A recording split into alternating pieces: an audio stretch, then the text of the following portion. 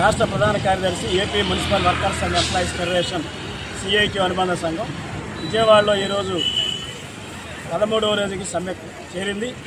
రాష్ట్ర వ్యాప్తంగా municipal engineering కార్మికుల పోరాటం ఉధృతమైంది. మానవహారాలు ఈరోజు అన్ని చోట్ల ఏర్పాటు చేశారు. రాష్ట్ర ప్రభుత్వం మేనమేషాలు లెక్కిస్తూ ఉంది. ఇంజనీరింగ్ కార్మికులకి గత 7 ఏళ్లుగా అన్యాయం జరుగుతూ ఉంది. నైపుణ్యానికి తగిన విధంగా జీతాలు చెల్లించట్లేదు. కేటగిరీలు నిర్ణయించడంలో అన్యాయం జరిగింది. దీన్ని సరిదిద్దమని చెప్పి గత 7 సంవత్సరాలుగా సిఐటి అనుబంధ సంఘం ప్రభుత్వాల మీద ఒత్తిడి తీసుకొస్తా ఉంది. ప్రభుత్వాలు మాత్రం దోబూసులాడుతున్నాయి. పారిశుద్ధ్య కార్మికులు ఇంజనీరింగ్ కార్మికుల మధ్య విభజన తీసుకొచ్చి అడ్డుగోడ కట్టి ఇంజనీరింగ్ కార్మికులకు అన్యాయం చేస్తున్నారు. ఎప్పటికైనా రాష్ట్ర ప్రభుత్వం వెంటనే స్పందించాలి. ఇంజనీరింగ్ కార్మికుల జీతాలని 36 జీవో ప్రకారం పెంచాలి.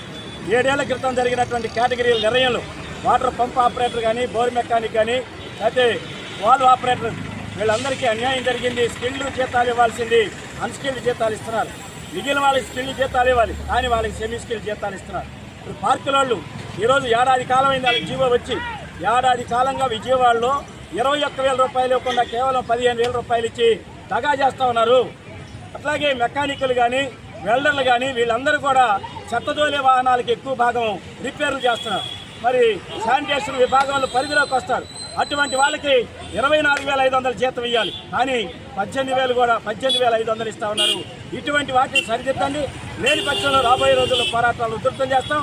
రేపు అన్ని చోట్ల అర్ధనగ్న ప్రదర్శనలు, 9వ తారీఖు దేశవ్యాప్తంగా జరుగుతున్న సమ్మెలో మున్సిపల్ కార్మికులు పాల్గొంటారు.